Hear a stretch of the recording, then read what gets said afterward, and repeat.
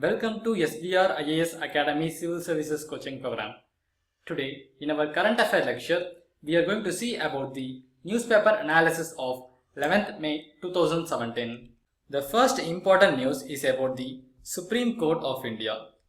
Actually, this news is primarily taken from the Hindu newspaper, and this article is discussing about the transformation of Supreme Court into an digital court or paperless court. We know that our Prime Minister has recently announced the scheme regarding the Digital India. And then we know that after the demonetization program, almost majority of the people has transformed towards their digital world. That is, they were transforming to the digital transactions. So the entire nation is slowly moving towards the digital world. So being a supreme judiciary body of India, the Supreme Court is no exceptions to remain classical or remain ideal without going towards the digital world. So now Supreme Court has taken one big step to move towards a digital world. That is, the Supreme Court has inaugurated the Integrated Case Management Information System. That is the ICMIS system. This system will allow the litigant, that is the person who filed the case, in a digital way. That is, in the system or online mode itself, a person can file a case, and also the person can watch the progress of the case in a real-time basis on the online mode itself. It is a very big step taken by the Supreme Court of India to move towards a digital world.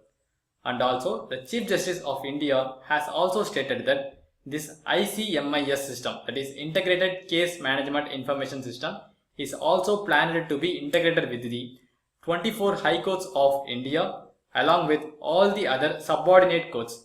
By doing so, it will increase the transparency, and also it will reduce the manipulations, and also it will help the litigants to track the progress of the case in a real-time basis. These were all some of the important advantages due to the Integrated Case Management Information System. And then, as of now, there were around 61,000 cases were pending in the Supreme Court of India, as well as there were around 38.70 lakh cases were pending in the High Courts. So to address these kind of large amount of pending cases, the government is planning to work even in the summer break. That is, the courts were even planning to work during the summer break. And apart from that, the judiciary has also appointed two important constitutional benches. That is, the two important constitutional benches were dealing about the number one, triple talaq issue, that is regarding with the Muslims law or Islam law, and then there is another constitutional bench which is appointed to look at the right to privacy of users who were accessing the WhatsApp and Facebook in 2016. These were all some of the important happenings which were going in the judiciary department. And to get a complete video lecture regarding Supreme Court, High Court and various important subordinate courts along with the Chief Justice of India, do visit our official homepage www.comeonindia.com, where we provide a separate video lecture regarding these important topics regarding the UPSC preparations. The next important news is regarding the Youth On scheme. Actually, this article is primarily taken from the Times of India newspaper, and it is discussing about the regional connectivity in India. We know that the Union government has announced the Yude Desh Ka Aam Nagrik scheme or Youth On scheme to promote the regional air connectivity in India. That is, nowadays, due to the development of aviation industry, the Tier 1 cities were benefiting a greater extent, but still the Tier 2 cities and Tier 3 cities were not yet receiving that much benefit out of the aviation industries. So in order to boost the development of Tier 2 cities and Tier 3 cities, the Union government has been planning to connect these kind of cities to the aviation industry, and by providing a proper air travel, the government believes that the industry in these cities can also be developed to greater extent. So in order to achieve these kind of goals, the Union government has announced the Youth On scheme, that is regional connectivity scheme. The government has fixed the airfare cap of Rs 2,500 per hour travel under the regional connectivity scheme. That is, the government is providing the subsidy to the industries, that is aviation industry, which is operating the flight to tier 2 and tier 3 cities. Now, the union government has stated that the government is planning to revise the subsidy and fare which is allotted to these kind of aviation industry under Youth On scheme in every quarter. That is, every 3 months per once, the government is planning to change the fare as well as subsidy which is allotted under the Youth On scheme. The reason for revising the fare is quoted by the reason due to the inflation of money, and then the viability gap funding is decided by the three important criteria. That is, number 1, that is inflation, and then number 2, the jet fuel cost, and then number 3, the rupee dollar exchange rate. These were all the three important criteria based upon which the viability gap funding, that is VGF, of the airplane can be calculated. So these were all some of the important developments regarding the Youth On scheme or regional air connectivity scheme. To get a complete video lecture regarding the Youth On scheme and various developments regarding the aviation industry, do visit our official homepage, where we provide important details regarding various important schemes announced by the Government of India. The next important topic is about the Organization of Islamic Cooperation. Actually, this article is primarily taken from the Economic Times newspaper, and this article is dealing about the Pakistan question regarding the Kashmir issue in the OIC meeting, that is Organization of Islamic Cooperation meeting. The Pakistan recently attended the OIC meeting, and in that meeting, the Pakistan has raised the question regarding the Kashmir to the United Nations Secretary General Antonio Guterres. We know that the Pakistan earlier has lot of problem with the Indian nation, and the relationship between the Pakistan and India has been constantly widening. The Pakistan has earlier arrested an Indian citizen, the namely Kulbhushan Yadav, and stated that the India has sent him to Pakistan to promote the violence or terrorism in the Pakistan soil, and stating this reason, the Pakistan has submitted a dossier to the United Secretary of General Antonio Guterres by stating that India is constantly invoking terrorism and making the interference in the Pakistan soil. And apart from that, the recent developments like killing of 2 Indian soldiers in the border without any official sanctioning, and also mutilating of those 2 killed soldiers' body has led to very big disappointment of India towards the Pakistan. So which leads to the great escalation of situation between the Pakistan and India in the Indian borders. If the situation continues, then the southeast may be destabilized. So to address this, the Pakistan has demanded the United Nations Secretary General to interfere in the Kashmir issue and solve it in a peaceful statement by dialogue between Pakistan and India. In this context, we have to learn about what is meant by the Organization of Islamic Cooperation. That is, from the UPSC perspective, we have to know what is meant by Organization of Islamic Cooperation. The Organization of Islamic Cooperation is the second largest intergovernmental organization after UN organization. That is, after UNO, the Organization of Islamic Cooperation is the second largest intergovernmental organization. It is founded in the year of 1969, and it has the members of almost around 57 nations. Apart from that, the Organization of Islamic Cooperation promotes the voice of Muslim world. That is, it also states that the main aim of Organization of Islamic Cooperation is to safeguard and protect the interest of the Muslim world and promote the international peace and harmony to a greater extent. That is the main motto of Organization of Islamic Cooperation. Apart from Kashmir issue, there have been some other issues have also been discussed in the Organization of Islamic Cooperation meeting. The important issues which were discussed were, number 1, the Palestinian issue, and then the issue regarding the Islamophobia, and then the issue regarding the Rohingya Muslims, and then there were a lot of other discussions were also have been taken place in the Organization of Islamic Cooperation's meeting.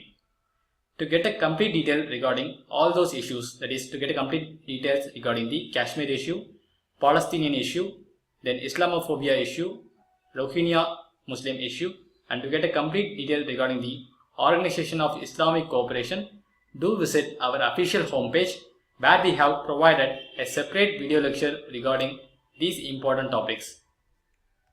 The next important news is about the elephants.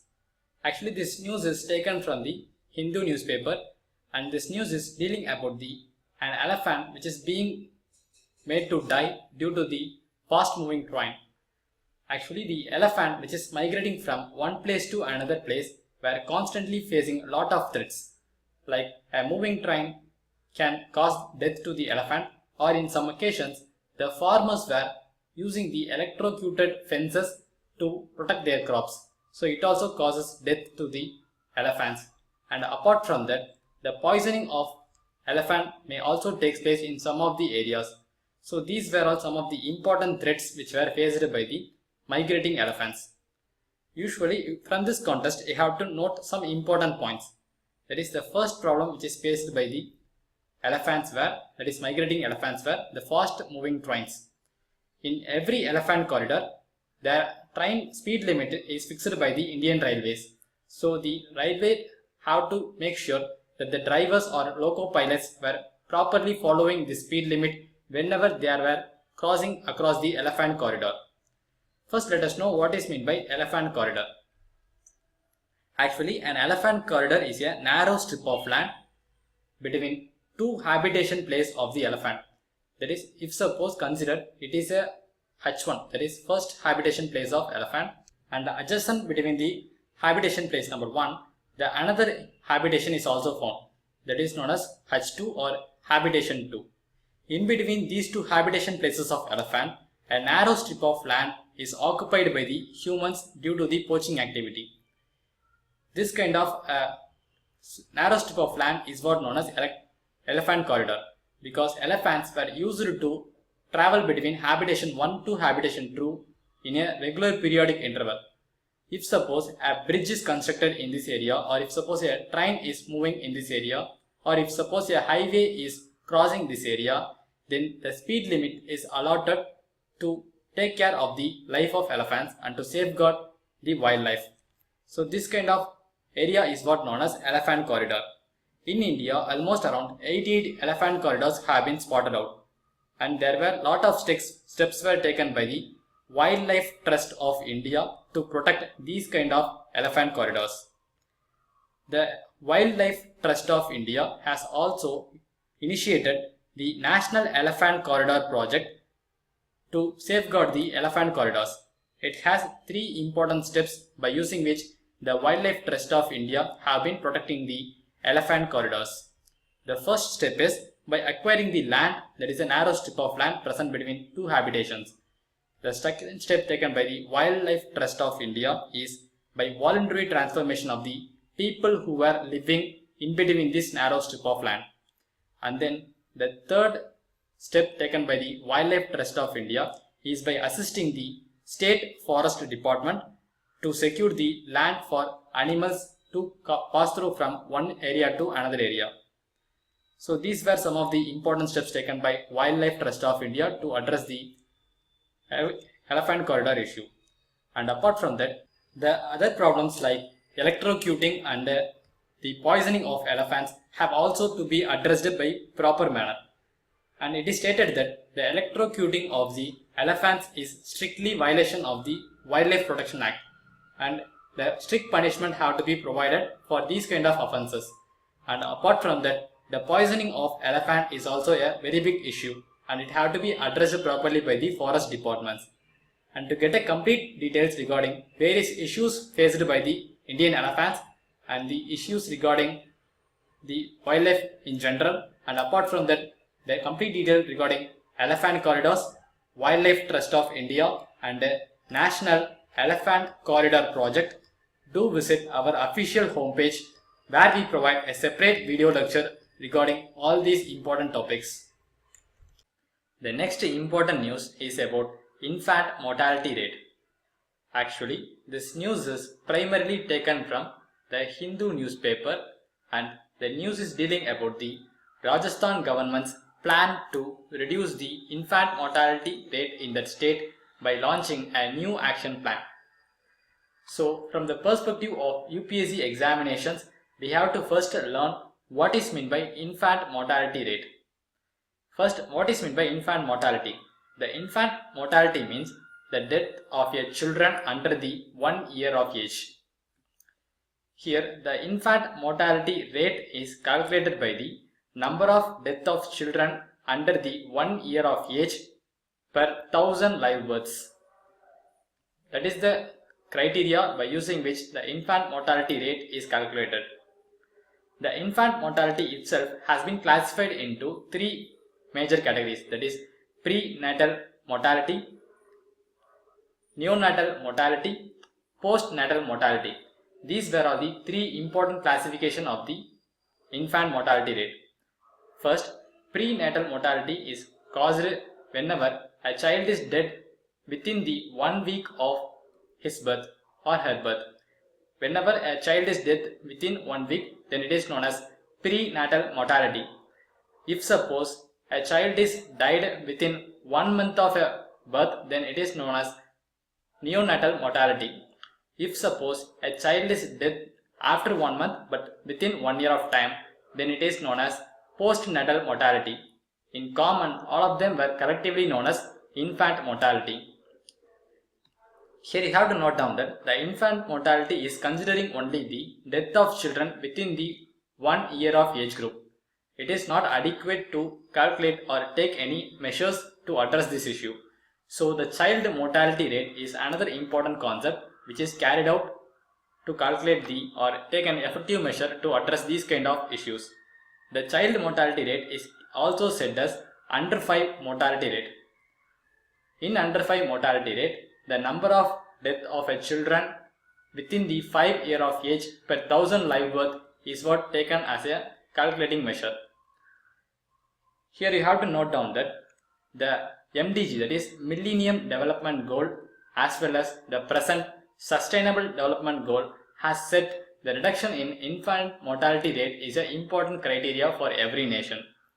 To achieve this, the statistics have to be taken in consideration of the different socio-economic conditions prevailing in the nations, and also the better coordination among doctors have to be provided, and also the effective primary health have to be provided to the pregnant women as well as to the newborn babies. And by doing this only, the infant mortality rate can be addressed in a proper manner. To get a complete details regarding various health issues and also to get a complete details regarding infant mortality, under 5 mortality rate, and to get a complete video lecture regarding Millennium Development Goal and the Sustainable Development Goal, do visit our official homepage where we provide a different and separate video lecture for these important concepts. The next important topic is regarding the multi-drug resistant TBs. This article is primarily taken from the Indian Express newspaper, and this article is stating that in year of 2040, the number of TB patients in India will be around 12.4% of the total number of TB patients in India. First, we have to see an important aspect regarding the TB. TB is a communicable disease, that is, it transfers from one person to another person via air. And the number of patients who were having TB in India is around 2 million cases. That is, India is the highest in terms of number of patients having TB in a country. And I have to note that the Union Health Ministry has set 2025 as a targeting year to eliminate the TB completely from India. It is the target set by Union Health Ministry. But nowadays, due to the congestion or increased density in the metro cities, the eradication of TB is very big task, because the TB is an airborne disease, so it is easily communicated from one people to another people whenever the density of the people in a region is very much high. But you have to note down that the major issue which is going on in the TB is nowadays the multi-drug resistant TB is on the rise, and the extremely drug resistant TB is also on the rise in India. These were all some of the important issues which have to be addressed. First, let us know what is meant by multi-drug resistant TBs. Actually, multi-drug resistant TB is a kind of TB which does not obey or respond to the first line of drugs. Such kind of TBs were known as multi-drug resistant TB. And then these kind of multi-drug resistant TB is majorly found in 4 major nations, or the 4 important nations which have the large amount of multi-drug resistant TBs. These countries were number 1 Russia, and then India, and then Philippines, and then South Africa. These were all the 4 major nations which were having a large amount of multi-drug resistant TBs. And you have to note down that addressing TB in India is a very big task, and the drug which were available is not adequate to address this issue. For example, consider there is a 2 important new TB drugs, that is betaquilone and dilamanide. These 2 important drugs were now available in the European Union as well as in the USA, but these drugs were not yet made available in the Indian medical market. So these were some of the important aspects which have to be addressed by the Union Health Ministry. And apart from that, the Indian treatment of tuberculosis, that is a TB, is also not up to the mark.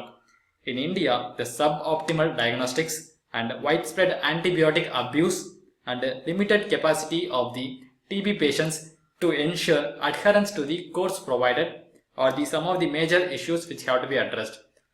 Overall, the TB quality of care have to be provided to address this issue and eradicate the TB within the year of 2014.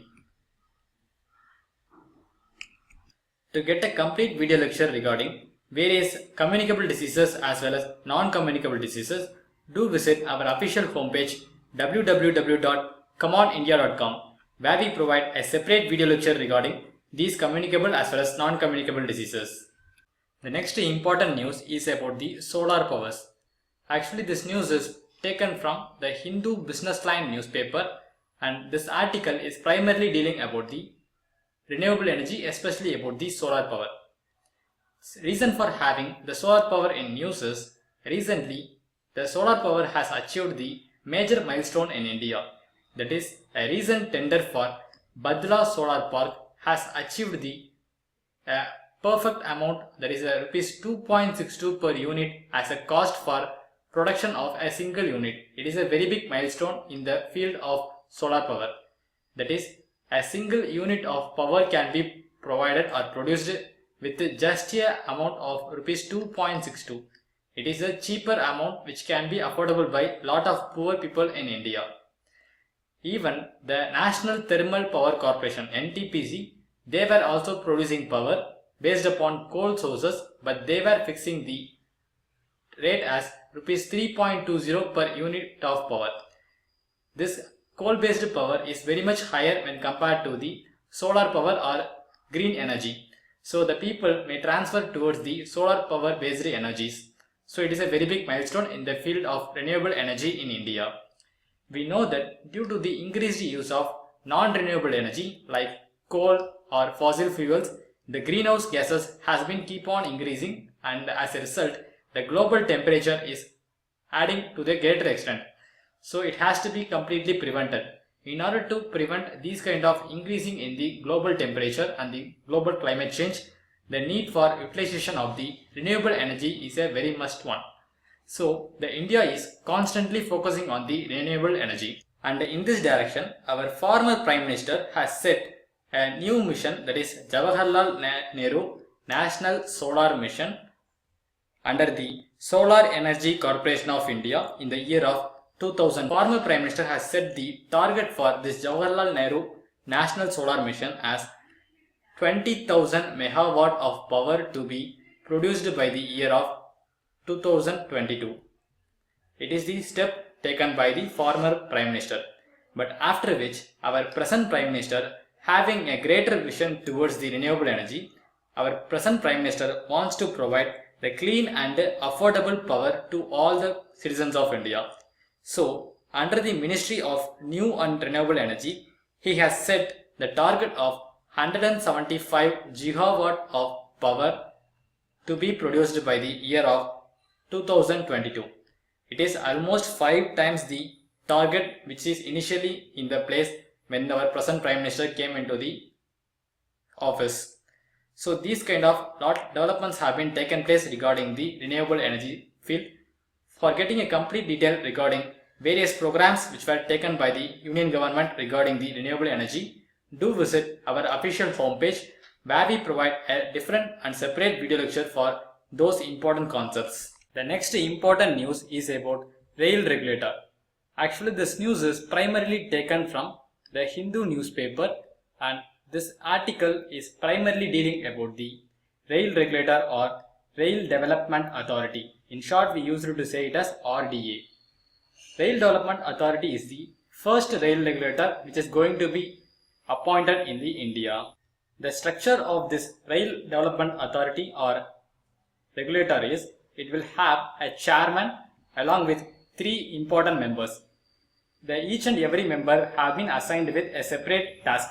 That is, the member 1 will be looking about the tariff structure for the both passenger and freight operations, and then the member 2 of the rail regulator have been appointed to deal with the public-private partnership. In short, we used to say it as a PPP mode, and along with that he will be responsible for looking at the efficiency of the railway department.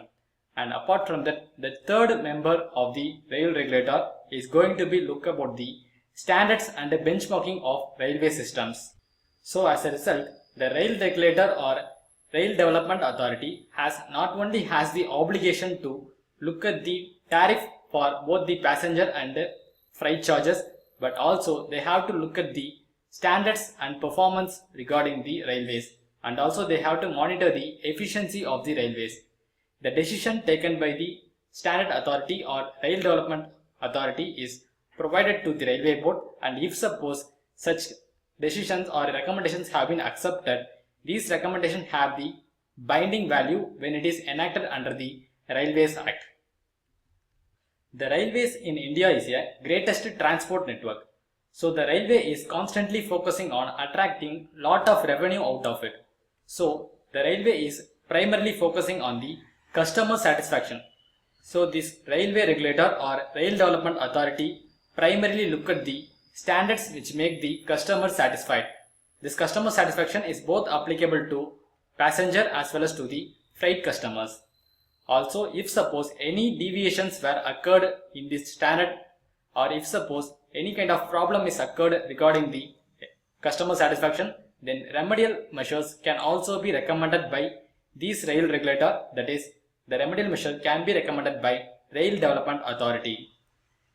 The type of standards which can be set by Rail Development Authority were: number 1, hours of service, and then the frequency of trains to a particular station, and then the capacity of passengers can be accommodated per coach, or capacity of the weightage to be loaded in a particular freight, and then the cleanliness level of the platforms, stations, and also the railway coaches, and along with that the quality of water, food which were provided to the passengers both in trains as well as in the platforms or stations, and apart from that the furniture and the linen which is provided to the passengers both in waiting halls and then in platforms and then in the railway coaches also.